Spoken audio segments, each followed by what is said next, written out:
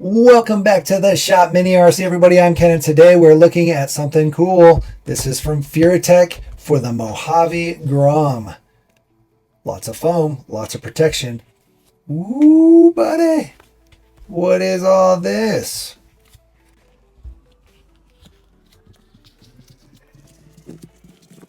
Yeah. We've got ourselves an awesome parts kit from Furitek here. They're offering this guy in the blue and the red. So if you're looking for aluminum upgrades for your Arrma Grom Mojave Grom, whatever, the small guys. If you're looking for upgrades for the small Mojave, you've got a spot to get some stuff. We've got aluminum knuckles, aluminum A-arms, uppers and lowers, front and rear on the knuckles. Well, I guess these aren't technically knuckles, right? If they're the rear. Guess it's technically just a hub.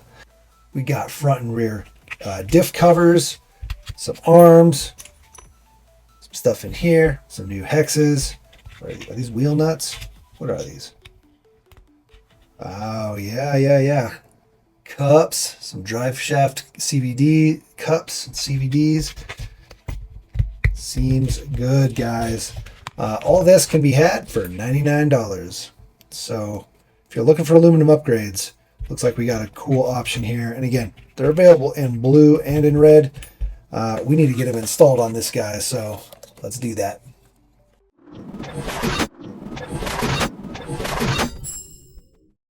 So we've already got our neck shocks on this guy. Other than that, it's completely stock. We'll probably end up with the Furitek brushless in here at some point.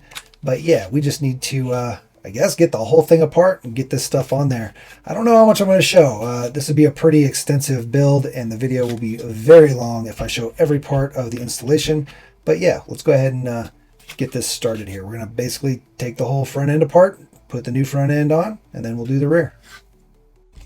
One thing right off the bat that I'm going to want to show you is how to remove your wheel hex here. It's not basically just a press-on hex there. You actually have to screw into the axle shaft. So you're going to use your 2mm driver to get into here and unscrew this axle shaft from the hub, which is an interesting design. I'm not the biggest fan of it because if you get dirt or grime or this starts to get ground off on here, you kind of could have some issues. So, I mean, it's not horrible, but I kind of like the way that the Furitek setup is, where it's just kind of a standard axle shaft that goes through your hex hub here. And I like that there's a little bit of Furitek branding on there, but yeah, these guys just drop right on and boom. Okay, that way it doesn't really matter. You're able to get this out fairly easily if you need to. I guess worst case, if you had to on one of these axle shafts, get it off and you couldn't get your driver down into the axle shaft in here, you could always just pliers, vice grips, something like that to unscrew it. Just try not to damage the threads, but at least you'd be able to get it out. So yeah, pretty simple, and these guys just pop right off.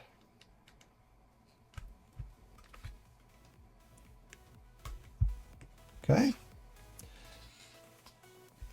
Now, we probably could just assemble the entire piece here and just put it on, but unfortunately we need the bearings out of here. I'm not sure if this is all the screws you would need, but we might need some of the hardware as well, so we're just going to disassemble it. Went and pulled our shocks off of our arms here. We're going to just leave them on our shock tower since we're not changing that out. And then the next step is to pull off this bumper. Pull this bumper forward, and that'll allow us to get our kingpins out and our A-arms off, as well as get that back diff cover off. So we'll go ahead and pull all 4 of these screws out, and then I believe 2 top screws up here for this brace, or actually the brace is separate. 2 screws here for the brace. Right. Once we've got those 2 screws and the 4 bottom screws here, we should be able to just pull this guy right out. Slides right off. Now we can pull our knuckles and all this stuff off of our main chassis here. And the pins should just slide out easily here. And there we go.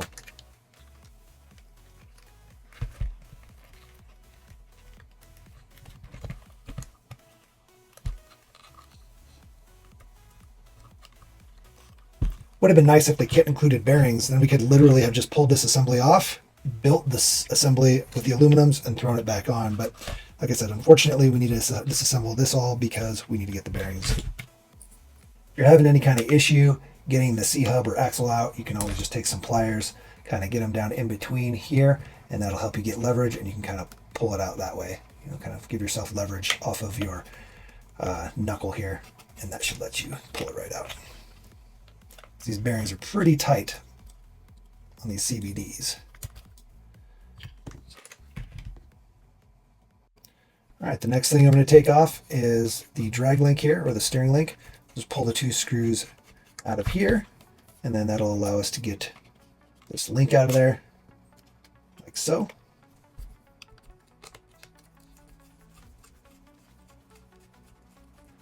Actually, I don't know if we need to do that if we were going to take this whole thing apart here, because we have new ones, so we didn't necessarily need to do that, but we will anyway. And then our rear diff cover so that we can get our upper arms out. All right, so we got those 4 screws out, and our rear diff cover will come off. Now would be a good time to replace your diffs if you've got the diffs to replace it. Probably not a bad idea. Pull our pins out from here, and our arms will come right off. Bing, bing. We're just going to leave these assembled. We'll assemble our other aluminum parts the same. Then we'll put it all together. It'll all go on. I guess next we need to pull the center brace so that we can get into all of our steering components. We're going to go ahead and remove this top brace, or at least this part of it. We don't need to remove it all the way to the back. If I can get this to open, bend it back just a little bit, we should be able to get into all of our steering link set and drag links, hopefully. There are some pins that this top brace sits into right here. Right in there, there's a pin. So you just kind of got to work that loose a little bit. You should be able to, there we go. And you should be able to lift this out. Oh, yeah, looks like we might need to pull the whole thing. It definitely doesn't want to come back. It's pretty rigid. So I guess we'll pull out all 9 screws here, maybe even 10 with this guy here. And that'll get the center brace off. And once you've got those 5 out here, you should be able to work this guy out. It's kind of in there stiff because of the motor and these front pins, like I said. But yeah, you should be able to get it out pretty easy. Now we have access to our entire front steering setup here, and we should be able to swap that over to the aluminum. I guess if you're doing some changes over here, now would be a good time. I mean, we're basically disassembling the whole car. So good time to clean up and upgrade things and things of that nature. Now we've even got a drag link from the servo here, but I think we're going to keep this guy plastic. That way I've got some plastic in the servo horn itself, plus this drag link should help a little bit, save our servo a little bit. Because there is a servo saver on here. I don't know. Either way, getting this drag link out means I have to pull the whole servo out, which is only 2 screws, I guess, but then I got to pull the servo horn off to get this screw here. So I'm just going to leave this here. If we ever need to change it, we can, but being able to pull this guy off and get the rest of our steering set out, that's a lot easier than trying to pull off this drag link. Plus, I like the idea of keeping a little bit of plastic. So generally, I don't do tons of aluminum upgrades unless it's for kind of a shelf queen or a bling bling type setup. Usually you want to keep flex in a lot of places, just so that especially if you're bashing hard. Now, we're not going to be bashing this guy real hard. We're going to be more probably just racing it and running it nicely, but quickly. More about control, stability, stuff like that, not just jumping off ramps and stuff. So I'm not as worried about the aluminum upgrades on here causing issues. They'll give us better durability. As long as we're not banging it into a wall super hard, it'll be better durability than the plastic, especially on like these CVD cups and stuff. Those being plastic's horrible. So we'll be able to have those as aluminum, and then we'll have a weak point here on our diff because these are plastic, and if we need to swap those to aluminum, we will when that happens. But being able to get just a little bit extra weight down low, I think, and some durability will be nice. But again, if you're treating it more like a basher and less of a kind of a, you know, a racer or even a shelf queen, you know, maybe you just want to stay the plastic.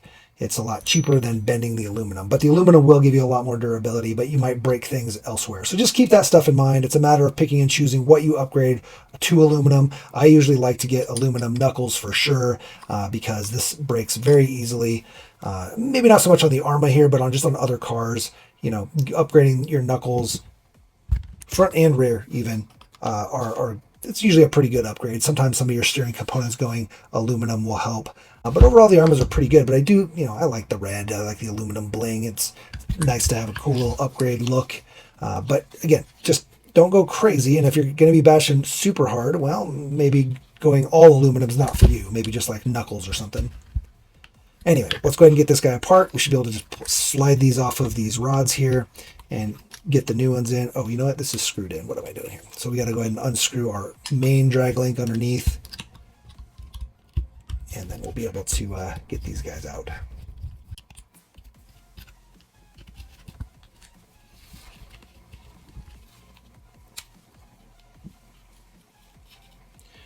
Now, when we put this guy back together, we're definitely going to use Loctite, where we're going metal screws into metal parts.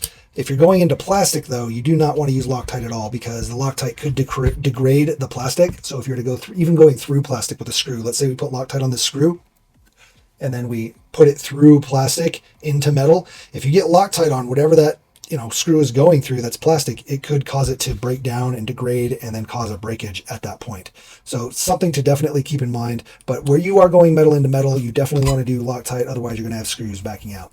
You don't have to worry so much when it's plastic, because plastic tends to hold screws in very well, but metal's a different story. You start to vibrate, and, you know, just use will cause it to kind of break that screw loose, and then you end up losing screws, falling apart, breaking more things.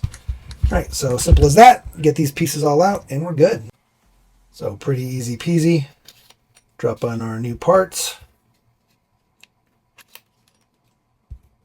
Our drag link here will go in and under. Oof, move this guy in upside down. Got to make sure we get it in there right. And then we can drop this guy in here.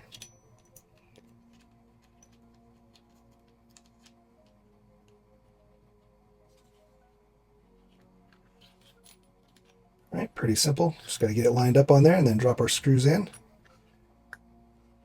I am going to put just a tiny bit of Loctite on this kingpin here. We always use blue Loctite. That'll help make sure that we don't back out.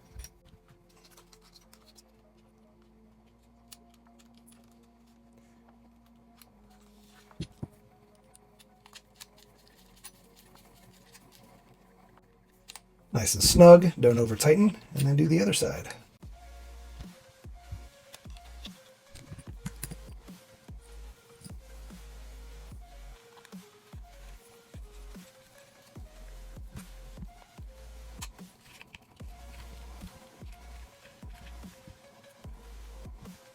And then here on the drag link, I'm going to go ahead and put the screw through the drag link first, because that's a plastic ball joint, and then that'll let me get just the tiniest bit of Loctite on the tip and make sure the ball doesn't drop on to the screw, but then into the metal, and that'll get us Loctited into that metal just a little bit without risking getting too much Loctite onto the ball joint, the plastic ball joint here.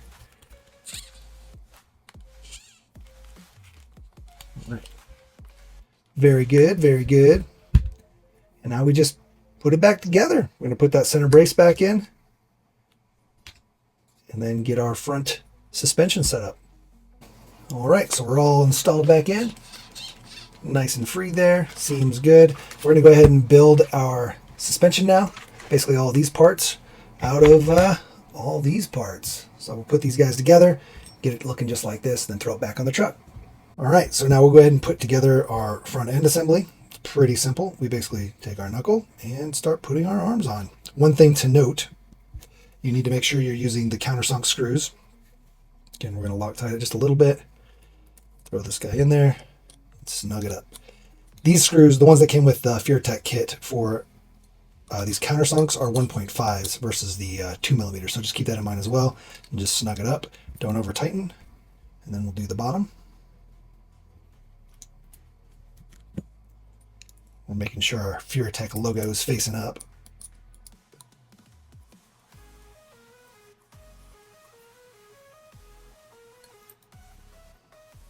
like so. And we'll get our steering link in here. This guy uses a regular button head. Or not button head, these are cap heads. Button heads with a little buttons, little flat kind of bumps. Cap heads are a full cap.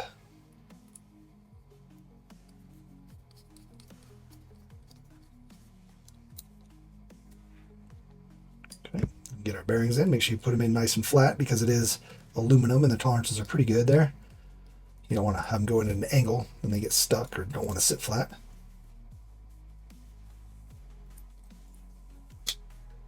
Right. And then when it comes to your CVDs, there is a front and a rear, so just make sure you grab the fronts. The fronts are the shorter guys, so you can see there's two different lengths there. The fronts are short. Drop that guy in there. Get one of our little C-hub, or then take one of our hexes, throw it on there, and then we'll use our stock right here just to hold it together. Good to go. Now, it did come with little new cups, so I mentioned earlier replacing these with aluminum ones, but if you've got the stock, you can replace the cups with these aluminum ones. You still have the plastic gears in there, and the spider gears inside, but we'll go ahead and just pull these apart real quick and throw in our aluminum. Should be fairly easy. You should just be able to pull this screw out, pull our cup out, put our new cup in, and put our screw back in. We'll Loctite this guy too. And now we've got aluminum cups. Freaking sweet. And a messy hand.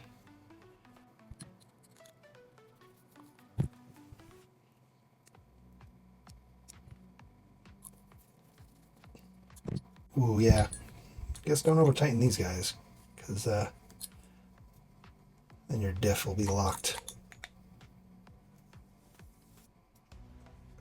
It's a good reason to use the Loctite, then you don't have to over tighten, because you don't have to worry backing out with the Loctite. All right, as long as you're nice and smooth here, you're good to go. Seems all right. Now we'll go ahead and throw this guy back in the truck. Should have diff first.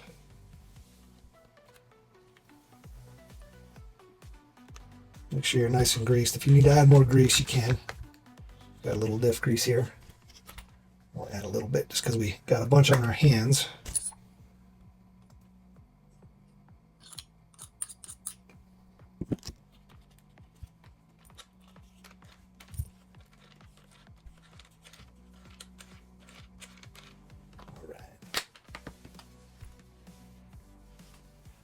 Now we can go ahead and throw on our front end setup.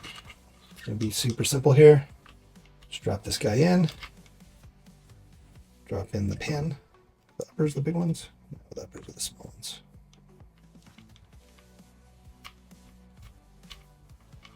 Drop in our lowers. Make sure our dog bone is in there.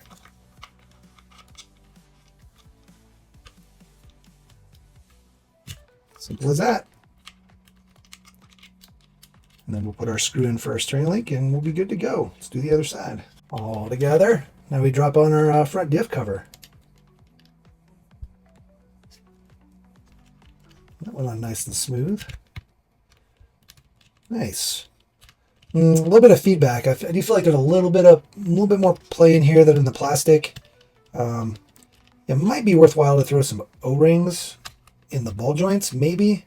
I don't know. That's not too bad, but there is a little bit. You can kind of see that little bit of play in there. We'll see how it feels when we run it, but yeah, that happens with metal quite often when you go to aluminum.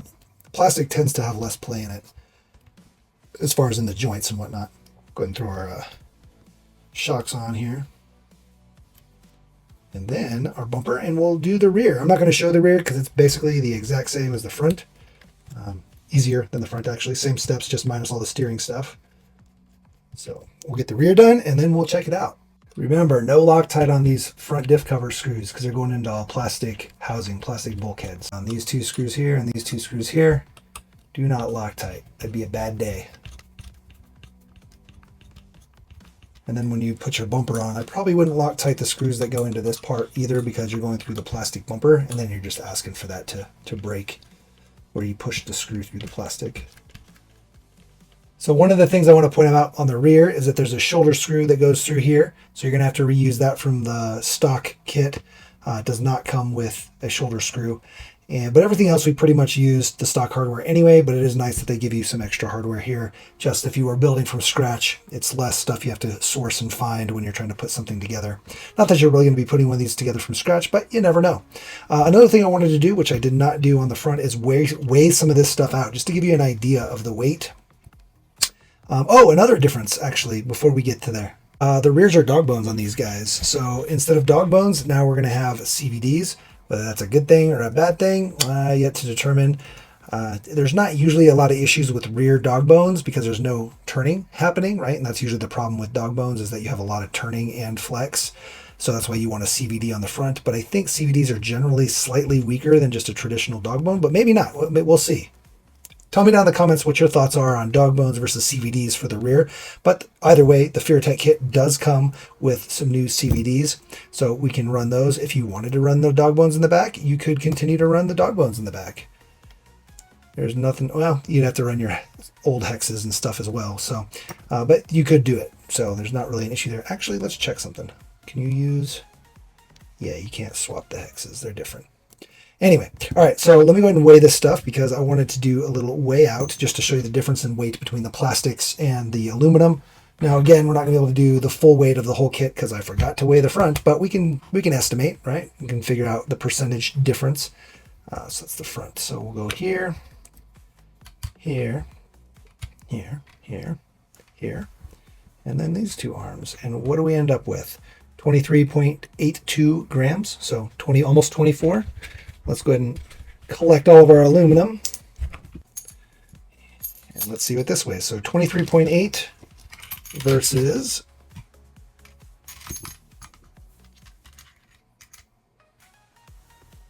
45.5. So that's basically saying that the aluminum is 52% heavier, almost double the weight, right? So 91% more than these. These are 52% lighter, however you want to look at it. Either way, we're looking at almost double the weight with the aluminum. So that's going to get you the weight down pretty low, right? Some lower weight. So that should maybe help with some stability. Generally, when you're racing, you kind of want to go as light as possible, with the exception of like the chassis or parts of the suspension that are low. So you're gaining a little weight, a little durability. It's going to be cool, I think. Oh, we forgot to put screws in our front bumper. Always double check things, guys. Always double check. Anyway, we're gonna go ahead and get our rear assembled and double check our screws, and then we're gonna go check it out. And I would highly recommend putting on Loctite on these shoulder screws, just because they will back out. They're aluminum, going into aluminum, you know, so definitely something to check. There's a little bit of play in the back as well. You can see a little bit of slide in there, as well as here. I'm not sure how big of a fan I am of that, but you can always shim that out. I'd kind of rather have it a little too loose, maybe. I don't know. I don't know if I'd rather Dremel or shim, but either way, it's easy to fix. Literally just put a millimeter washer in there, or half millimeter, maybe even a quarter millimeter, just tiny little washer in there, and that'll get rid of some of that play for sure. You just want to make sure you're nice and loose here, which we very much are, right? You don't want any binding in this motion. So that'll be good. It feels like there's going to be a little bit of play up in the upper as well. So just something to keep in mind. Again, you may want to shim it. All right, so the stock truck with the battery, which we've got here, is 2.27 pounds or 1.03 kilograms. So if we weigh this guy, mind you, we have aluminum shocks on here. We're at 2.82 pounds. 2.82 pounds. So what is that? An extra 60-ish, 55.55 pounds, half a pound. Something like that. All right, let's change this over to grams. So again, 1,003 grams, or 1,030 grams, excuse me. And so we're at 1,141 grams. So basically 110 grams heavier. 110 grams. Again, aluminum shocks though, so that's going to add a little weight. Man, that's looking good. That's awesome. I love the red. I don't know, there's just something about aluminum, metal. I get it. Like, It's cool looking. I mean, I understand the guys that like all plastic, but you can't argue that aluminum looks damn good, right? Like it looks too good, guys. Freaking sweet. So we'll see how it does. We'll see how it holds up. And if anything crazy happens, we will let you know. But I think this is going to hold up just fine. My only complaint with this stuff is a little bit of extra play. And actually, once it's all together, it's not too bad. But there's a little bit there, but nothing crazy. And like I said, if you really wanted to tune it and shim it out, you could. The front actually isn't too bad. The steering's not too bad. See, there's a little bit in there, but there was a little bit there before. But yeah, that's just kind of the nature of metal. This could be fixed. We could shim that a little better right there. Shim that up and get that better for sure. Anyway, I just wanted to install it the way it is. I am the type to kind of tune stuff as if I can. If I've got the time, I'll go back and I'll shim it up and stuff, or put O-rings. Problem with O-rings and something like this is they'll usually break, but yeah, I think it's cool. And again, for $100, seems good. Especially with the CVDs, all that stuff seems real good. And yeah.